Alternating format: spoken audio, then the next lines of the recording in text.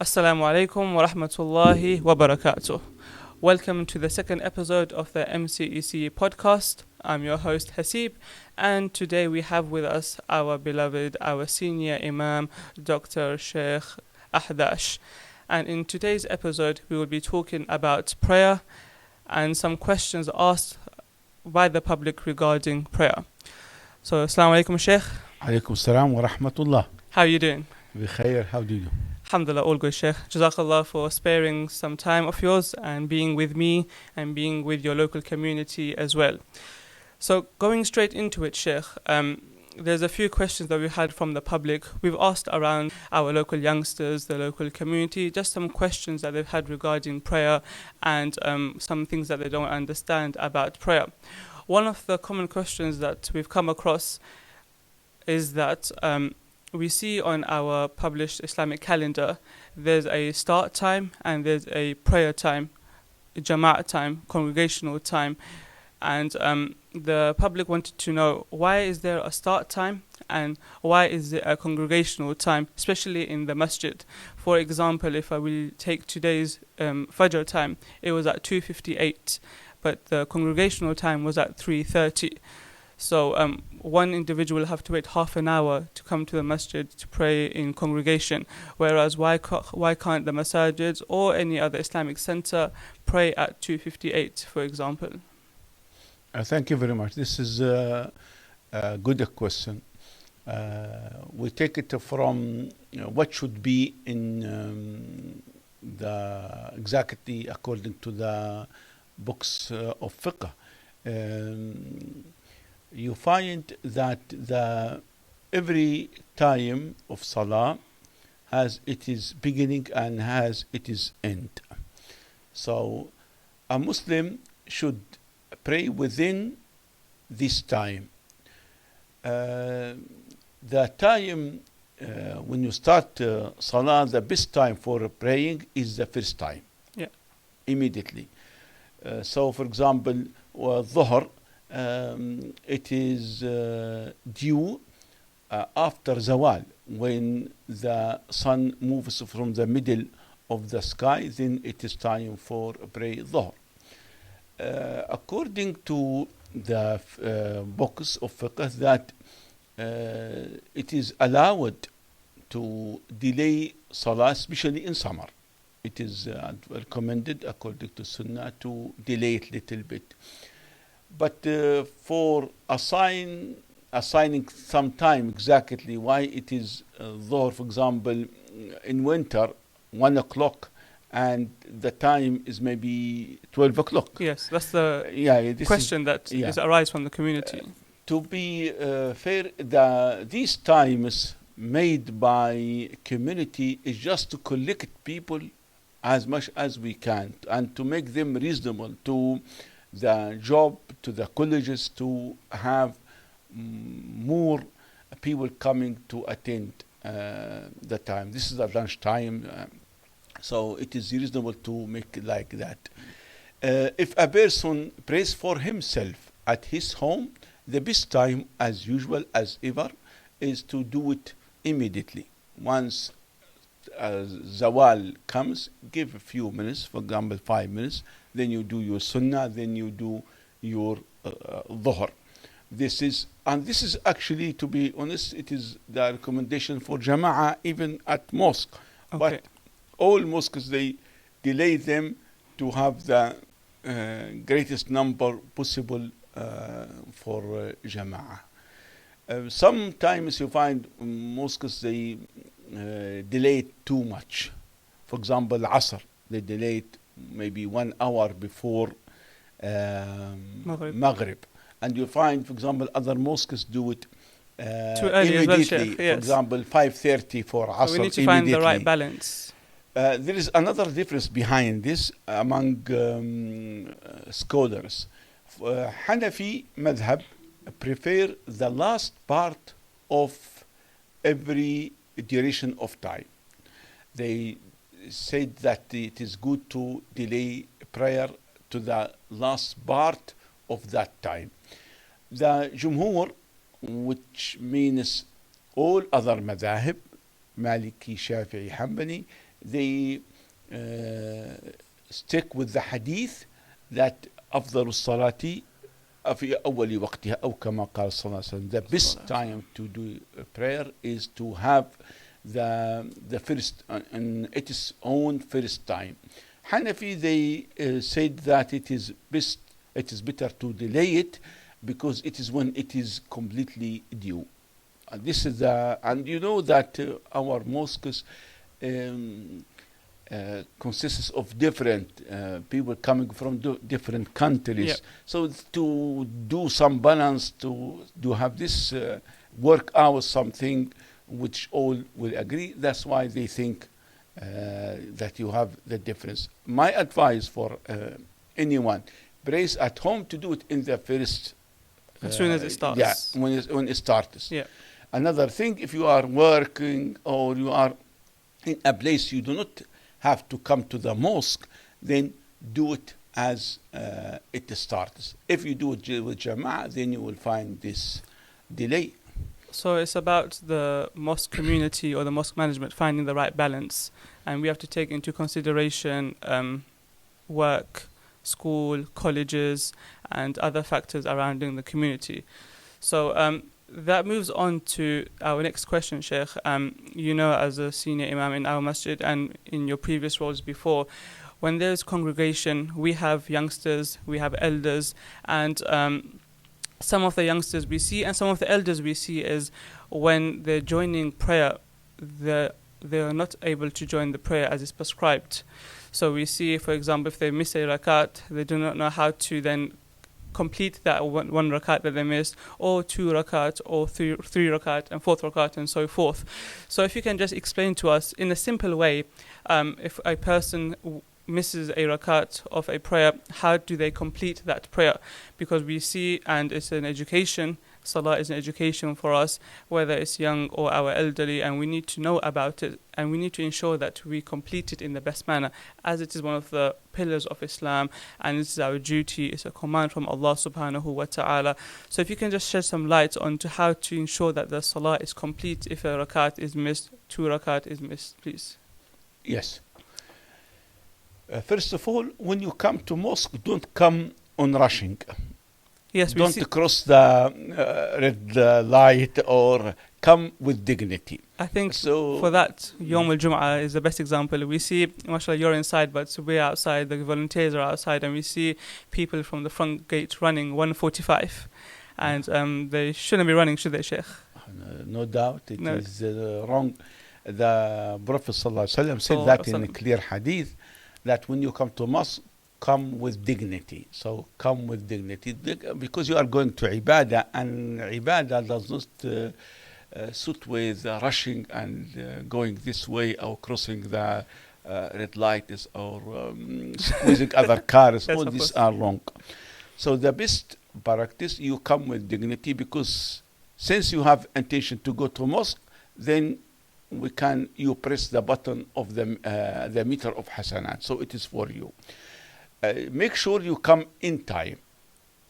But if it happens from time to time that you cannot make it in time, then come with dignity. And when you reach the mosque, then you immediately join Jama'ah. In any situation they are, sujood, ruku', or standing, whatever, come with them. Just one thing, I want to stop you there. You say to join in any position, a ruku', sujood, but we've heard, or we have seen as well, that some people, for example, they wait for the imam to come up from sujood or to come up from ruku' to ensure that the rakat is complete, for example. So as per your advice, we should just join if the imam is in sajda, ruku', tashahhud position. According to hadith Rasulullah sallallahu alaihi wasallam, he said literally that join imam immediately. Okay. Whatever that condition that imam was in. I can see the point of being waiting imam to see whether you can carry on with him, or you withdraw and make another jama'ah. This is a valid point. I can it is acceptable. But in general, you need to join imam whatever he was in. Straight away, basically. Straight away. Don't delay it. Don't delay it. Okay, Sheikh. However, you join Imam and you realize that you miss, for example, the first rak'ah of Dhuhr. Then 3 rak'ah with Imam and the 4th is without Imam. So you need to, when Imam finishes his prayer, you need to stand up and to make that rak'ah. Okay. 1 rak'ah only. So simple. After the Imam says Salam Alaikum. How to do it? Yeah, Sheikh. According to some scholars, you do it with Fatiha. Why? Because they said the first is 1, and second is second, third, and the 4th, which you are in, now it is without Fatiha. According to others, they said what you miss is the first. So you do Fatiha with surah. In both opinions, inshallah, all of them are acceptable. I know because, for example, some madhab they say that, some madhab say that. But in basic term, you can do it with Fatiha only. And you can do it as according to madhab, Fatiha with surah is much better. But Sheikh, what if, for example, they missed a rakat in Fajr, Maghrib or Isha? So in these prayers, the Imam reads loud. So for example, they've missed the first rakat. In the second rakat, the Imam recites Surah Qari'ah, for example. Yeah. So when they complete that 1 rakat that they miss, if they're going to read a surah, can they read any surah from any part of the Quran, or they have to read following on from Surah Qari'ah to Surah Nas? According to the same rule, what you miss exactly what you start with. Okay. So, for example, in this case, Salat al-Isha, and you miss the first rak'ah. Yeah. And what happens now, when you stand up, you need to do the first rak'ah. Okay. So you need to do... for example, in the case of Surah Qari'ah. You can... But this issue is little bit... is not big issue, because at the end of the day, even a person reads surah before surah, the maximum will be dislike. What it is, salah is valid, completely valid, because it has 4 rak'ah as should be, and you do your best. That's all what you need. Because I think the minor details are the ones that make the salah perfect, and the minor details is the one that the community looks at in order to perfect their salah. So Sheikh, you gave an example of missing 1 rakat, but what example, can you explain the second rakat and the third rakat if you miss? Yes. You come to the mosque and you miss second 2 rak'ah from Isha. Yes, sure. So what you need to do? You join Imam in tashahhud in the middle. Then he is up and he do 2 silent Fatiha. Then you go up. So what you need? I advise you to do 2 rak'ah loudly. Okay, loudly. Yes, loudly. Even in the masjid? Yeah. When you say loudly, means that you hear your voice. Okay. Not to disturb loudly as you lead the prayer. Oh, no. You need this is another issue. How much loud you need? Yeah, just sure. You hear yourself. Okay, sure. Or if someone prays next to you, he will hears what you are reading, for example, which surah you are reading, or okay, Fatiha, sure. Whatever. So this is when we say loudly, doesn't mean shouting or screaming. Yeah. No. Just you hear yourself, or a person next to you can distinguish which surah you are reading. So that's for the second rak'ah. Yes, second rak'ah. Then you, Imam finishes his salah. Then what you do, you stand up, do rak'ah, Fatiha, surah, and you finish your tashahhud. And maybe the difficult situation or some tricky one is if Imam does sujood al-sahw. Okay, yes. So what's that? Sujood sahw. If Imam say assalamu alaikum, then he finishes his salah, and after that he do the Imam does 2 sujood. Then don't follow him. Go up, do you what you miss, then come down, do as Imam did before. Say Assalamu alaikum, Assalamu alaikum, and do two sujood al-saw. If Imam, according to some madhab, they do two sujood before saying Assalamu alaikum. He does tashahhud, and he does not say Assalamu alaikum, but he goes straight to sujood. Follow him. Okay. Follow him because he does not. The contract between you and Imam is Assalamu alaikum. Okay. If he says Assalamu alaikum, then everyone will go in his own route. But if he said does not, because Salah, as the Prophet sallallahu alaihi wasallam, he said, "Wa tahliluha salam," means that the release of Salah, the finish of Salah is salam. So you need to be aware. Some people, they spoil their Salah because of misunderstanding when he should follow Imam. You need to follow Imam as long as he does not say Assalamu alaikum. Okay. And then finally, if you miss the 3 rakats in Dhuhr Salah or Isha or Asr, how do we complete the 3 rakats? Because if you miss the first rakat, then the confusion is after the Imam says Assalamu alaikum, do we stand up for 2 rakats? Do we stand up for 1 rakat? When do we go into sujood? When do we go into ruku? So that's quite confusing. And I think we need to know how we need to complete the full salah. Yeah, this is a general what we call it is application of the general difference among the scholars. What you consider what you have missed? Is it the first or the last? This is so. In this scenario, you only catch the 4th rak'ah of from Imam. So what you need to do? Yeah. How to do it? Yes, Shaykh. Then you stand up.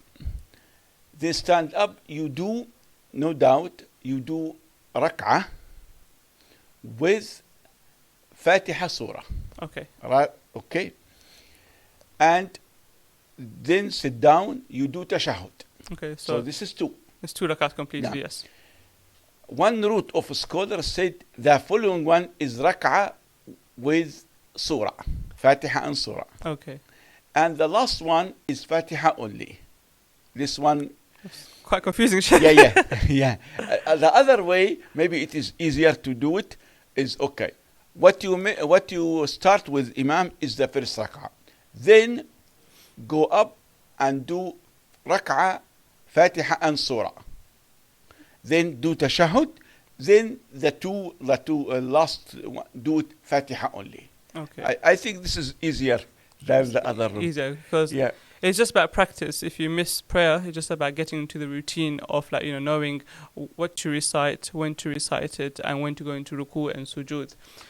Both of them, both of routes, they stick with tashahhud after 2 rak'ah. Okay. Rak'ah, you are already with Imam. Yeah. Second rak'ah is alone.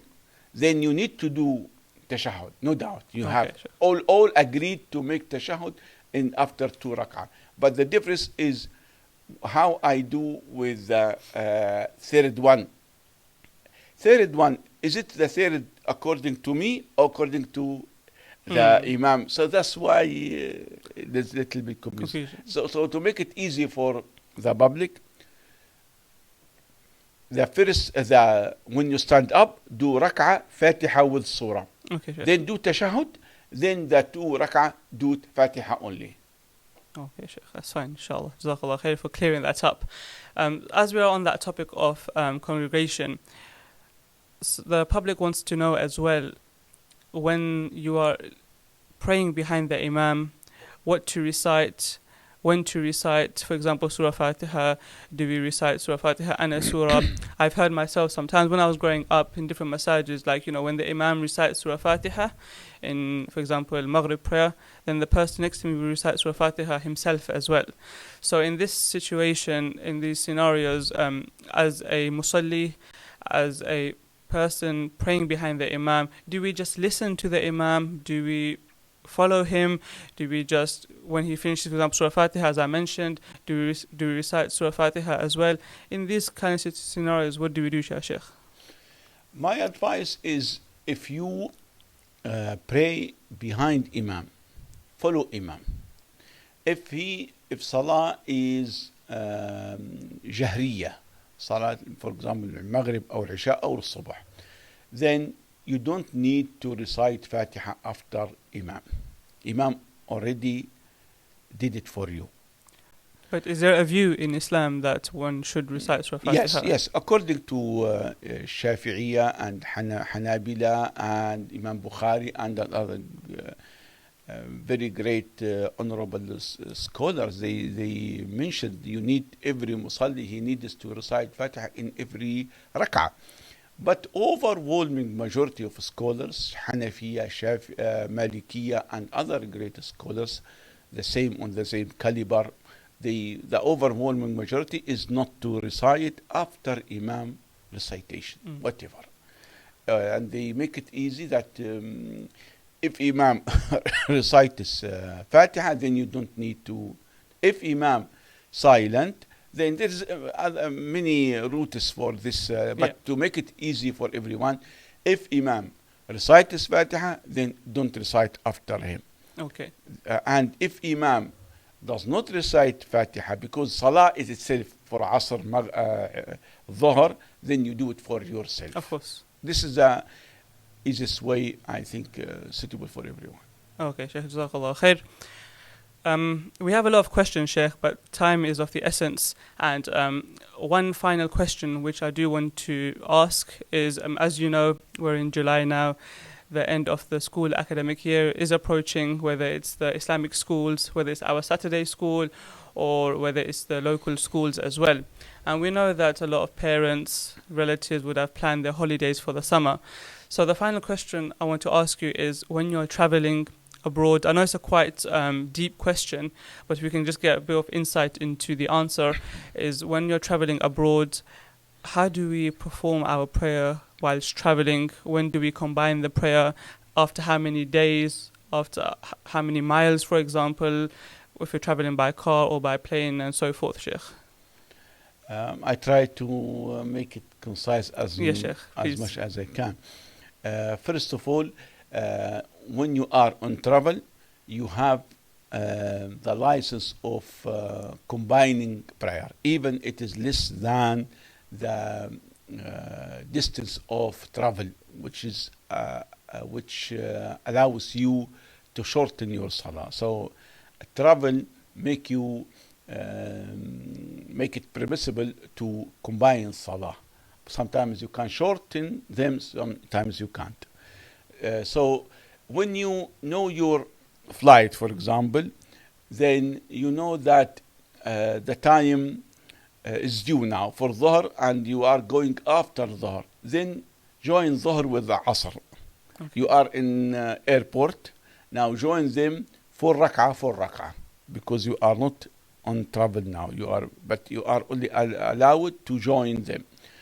For example, you know that you reach your destination before the sunset and there is some time there because you need to check your passport and to collect your bags and so on. So you consider that time well. You need to make calculation well.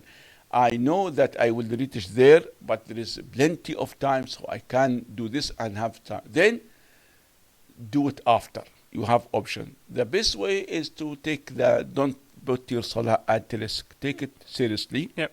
So make a preparation. You are not allowed in any way to pray before the time is due. If, for example, 12 o'clock, no Dhuhr, no Asr, you cannot do anything. Okay. Another thing that if you cannot do it at any way, because it is before due time, and not there because of time, especially in winter, for example, very squeezed. So what you need to do in this situation, if you on a plane, you keep your wudu and you are allowed to have space, then do it on aeroplane. Yeah. If you cannot because of they don't allow you or security issues or so what you need, do it. You are sitting, Yeah, standing, while on the plane. sitting on your plane. Okay. But when you reach your destination, my advice, and that's exactly what I do, do it again, because sitting is one of the conditions of salah to be accepted is to do it on a standing. Unless a person, for example, this is his salah while he's in travel or he's at home. So then he doing what he is required him or her to do. And just final point, Shaykh. After how many days are we allowed to then shorten the prayer? Is there any ruling on that, or do we just keep it as normal fara'id prayer? You know, before you go to your destination, you know how many days you are spending there. Yeah.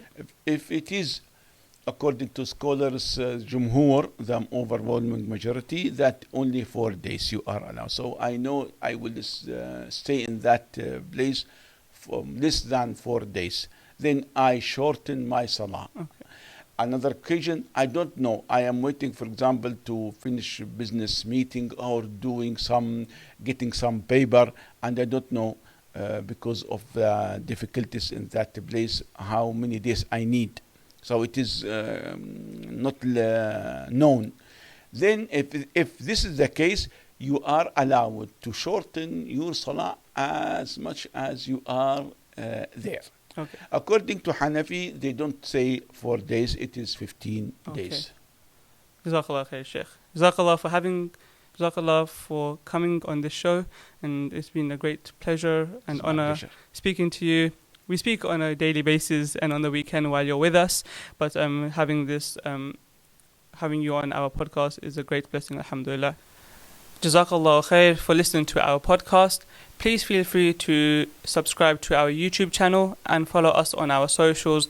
We are available on Facebook, Twitter and Instagram. Please also feel free to subscribe to our WhatsApp and Telegram broadcasting channel, where you will find all our regular updates about MCEC events, activities, and also daily reminders from our beloved imams and Shaykh in the center. Jazakallah khair.